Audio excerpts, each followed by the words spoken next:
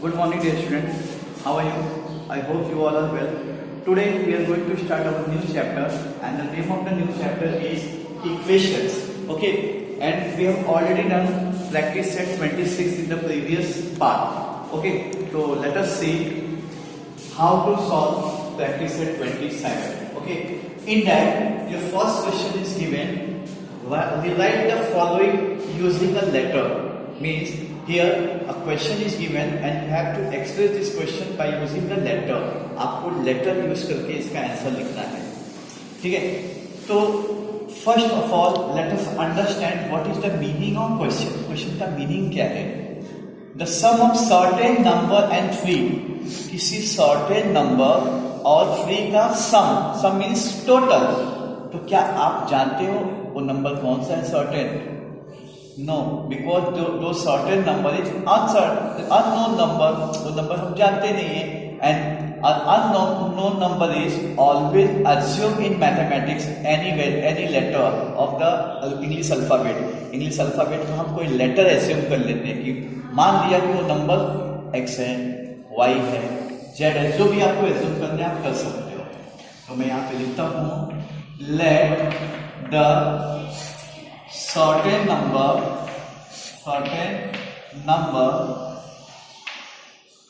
be x. ठीक है, आप कुछ भी एज्यूम कर सकते हो.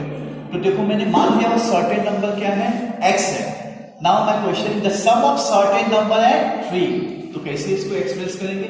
The sum of certain number and 3. So your expression will be x plus 3. ये आपका इक्वेशन बनेगा. ओके, देखो second question. The differences obtained by subtracting 11 from another number. मतलब आपको यहाँ पे डिफरेंस चाहिए और आपको 11 किसी सर्टेन नंबर में से सब्ट्रैक्ट करना है या अनदर नंबर जो भी वर्ड यूज किया है. आप क्या उस नंबर को जानते हो? No, this number is unknown. तो for unknown we use any alphabet of English but particularly small letter. ठीक है, तो चलो मैं मान लेता हूं let another number be x ही मान लो. चलो, तो क्या बोला है? the difference obtained by subtracting 11 from another number. वो another number में से आपको 11 को क्या करना है? सब्ट्रैक्ट करना है. तो your equation will be x minus 11. समझ में आया आप लोग को?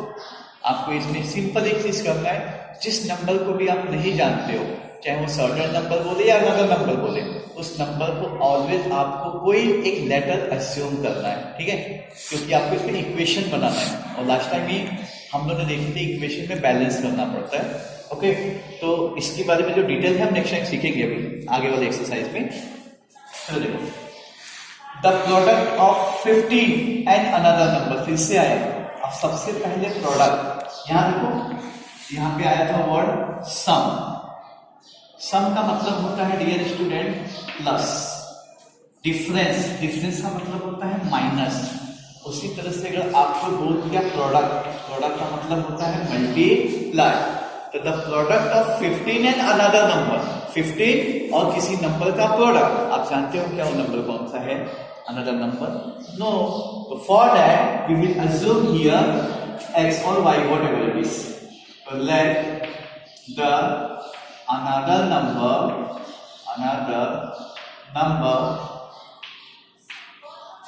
be x. ठीक है, मैंने क्या एक्सप्रेशन दिया? x. अब the product of 15 and another number. तो प्रोडक्ट का मतलब क्या होता है? Multiply.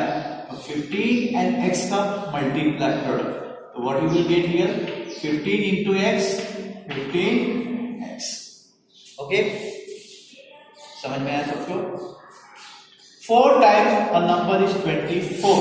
4 times a number means किसी नंबर का 4 times कितना है? 24 है. तो वो किसी नंबर को आप जानते हो? नो. तो हम लोग फिर से क्या अज्यूम करेंगे? कोई लेटर. तो हम लोग अज्यूम करते हैं let the number be x. क्या अज्यूम कर लेते हैं? x. अब 4 टाइम्स है नंबर. इस नंबर का कितना टाइम्स? इस नंबर का 4 टाइम्स. ठीक है, टाइम्स मतलब यहाँ भी आपको मल्टीप्लाई ही करना है। तो 4 टाइम्स अ नंबर इज 24। आप इसको लिख सकते हो therefore 4x इक्वल टू 24। तो आई होप कि आपको ये फर्स्ट क्वेश्चन समझ में आया। Now question number 2, find out which operation must be done on both the side of this equation in order to solve them. मतलब ये जो आपको इक्वेशन दिए गए हैं इसमें आपको दोनों साइड क्या करोगे तो इसे सॉल्व आप कर पाओगे। यानी आपको इक्वेशन सॉल्व करना है तो आपको इसके दोनों साइड, अब देखो ये इक्वल टू है तो मैंने लास्ट पार्ट में सिखाया था, this is known as left hand side and this is known as right hand side. आपको दोनों में सेम एक्टिविटी करना है ताकि इस क्वेश्चन को आपको सॉल्व करना है। तो आप एक बात ध्यान में रखना, जो भी आपको वेरिएबल दिया गया होगा, जैसे यहाँ पे देखो x दिया गया है, x में इस वेरिएबल में क्या ऑपरेशन हुआ है उसका जस्ट हम रिवर्स करेंगे। जैसे देखिए यहाँ x +9 है तो +9 का अपोजिट क्या होता है -9। यहाँ पे x में प्लस को 9 दिया गया, सॉरी 9 प्लस दिया गया, तो हम लोग फिर दोनों तरफ से क्या करेंगे -9 करेंगे। बताता हूँ क्यों। हम लोग को खाली यहाँ पे लिखना है subtracting 9 from both the sides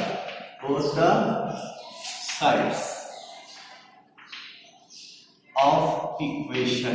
ये जो इक्वेशन है उसके दोनों साइड में से हम क्या करेंगे 9 को सब्ट्रैक्ट करेंगे। देखो मैं यहाँ पे करके बताता हूँ, जो आगे भी अभी आपको सिखाने वाला भी हूँ, लेकिन इसको मोर क्लियर करने के लिए मैं आपको समझा रहा हूँ। जैसे x + 9 है, आप दोनों तरफ से क्या करोगे, यहाँ से भी 9 को सब्ट्रैक्ट करोगे और यहाँ से भी 9 को सब्ट्रैक्ट करोगे। This is your +9 and this is your -9। This both will cancel, so remaining factor will be x and here 11 minus 9 you will get here 2। देखो आपका जो x जो अननोन था उसकी वैल्यू आ गई 2। ठीक है, तो इसके लिए हम लोग क्या करते हैं, जो भी इक्वेशन दिया है उस इक्वेशन के अंदर हम जस्ट उसकी रिवर्स एक्टिविटी करेंगे। जैसे +9 है हम -9 देख करेंगे।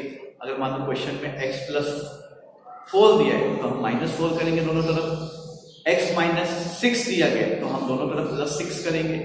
x अपॉन 4 दिया है, अपॉन मतलब डिवाइड का अपोजिट क्या होता है मल्टीप्लाई। ठीक है, चलो देखते हैं हम लोग। जैसे आप सेकंड में देख लीजिए x - 4 इज इक्वल टू 9 दिया गया है यहाँ पर। अब देखो ये -4 है ना, हम कभी भी वेरिएबल में देखेंगे वेरिएबल में क्या किया गया है -4, तो -4 का अपोजिट क्या होता है +4।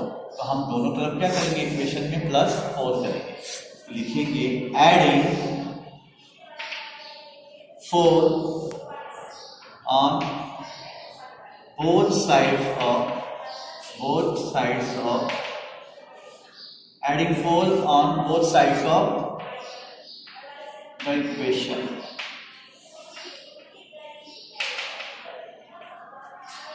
ठीक है, तो देखो मैंने क्या किया, -4 था उसका अपोजिट क्या होता है +4, तो मैंने एडिंग कर दिया, adding 4 on both the sides of the equations. Okay, now third one देख सकते हो आप, यहाँ पे देखो माइनस का साइन था, यहाँ पे प्लस का साइन था, but in this here nothing sign is given, it is simply given 8x। if nothing sign is given always there is a relation of product, multiply का रिलेशन होता है। जैसे आप यहाँ देख सकते हो, मैंने करके दिखाया आपको, 4 × x कितना होता है 4x।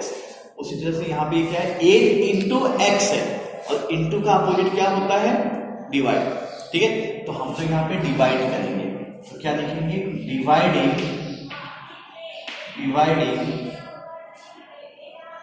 Dividing by 8 on both the sides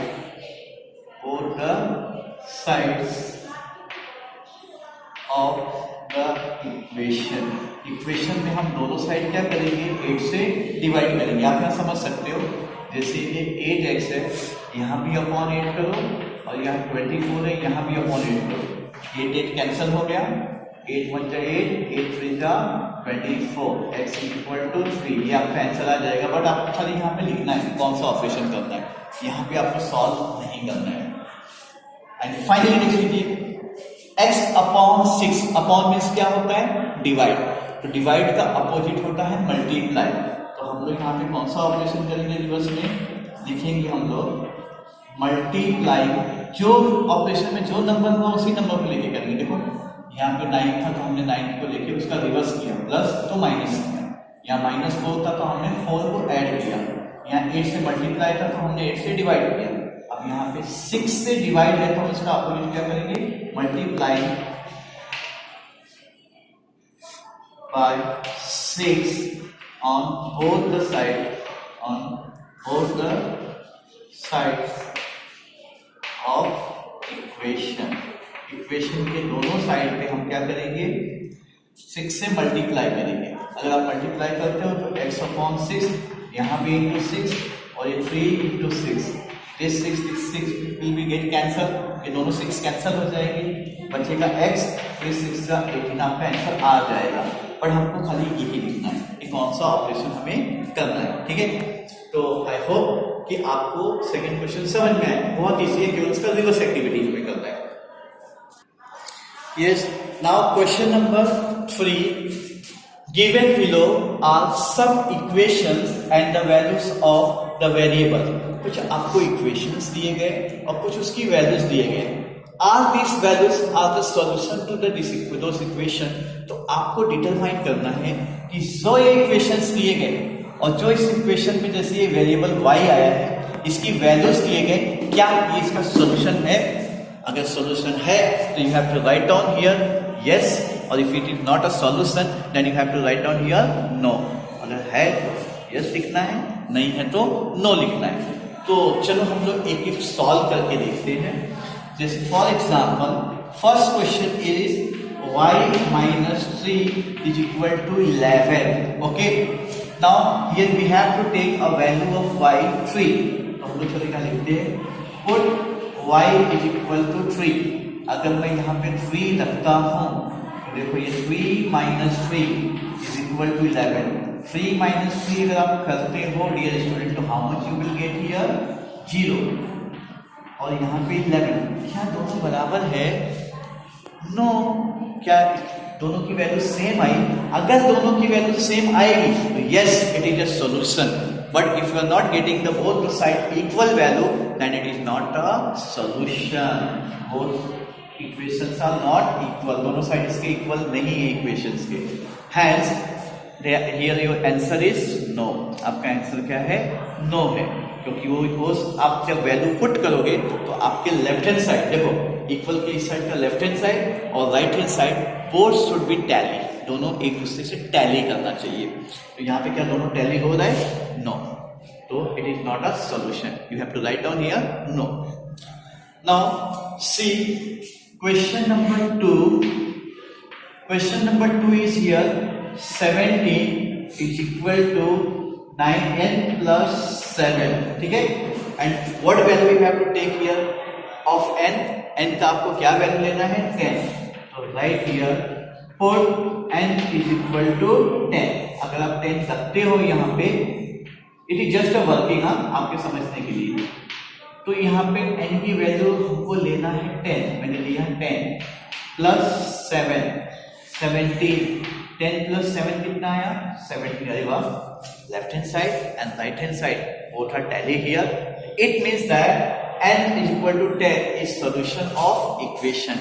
मतलब n is equal to 10 अगर हम इस इक्वेशन में पुट करते तो ये क्या कर रहा है? दोनों कंडीशन सेटिस्फाई, यहाँ पे इक्वेशन टैली कर रहा है, ठीक है, टैली कर रहा है, अर्थात ये इसका क्या है? सॉल्यूशन है। इसका मतलब एक और होता है कि यहाँ पे अगर आप 10 छोड़ के कोई भी नंबर रखोगे तो ये कभी भी इक्वेशन नहीं बन पाएंगे। Okay, yes,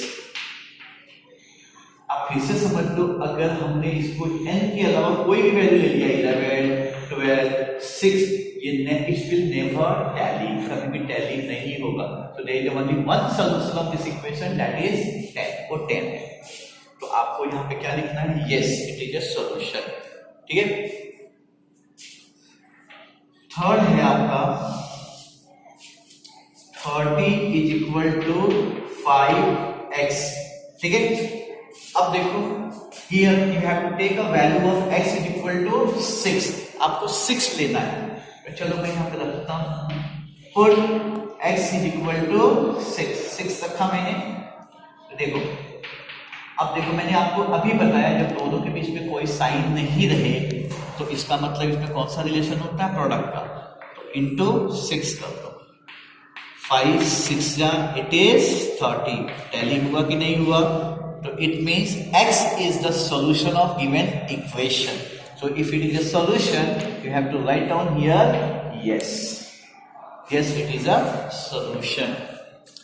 And finally, one more question, that is question number 4. It is given m upon 2 is equal to 14 and the value of m is given 7. ठीक है, जो ये वेरिएबल m है इसकी वैल्यू कितनी दी गई है, 7. So let us put here, put m is equal to 7. अगर मैं यहाँ 7 रखता हूँ, 7 upon 2 is equal to 14. अगर आप 7 को 2 से डिवाइड करते हो तो 2 3 जा 6, मतलब reminder will be 1. Put a decimal and take a 0 there, so it will become 10. 2 5 जा 10, 3.4 is equal to 14. अरे क्या दोनों बराबर है? No, 3.4 and 14 is not matching here, so it is not a equation. It means m is equal to 7 is not a solution of this given equation. So what you have to write down here? No. पता चला?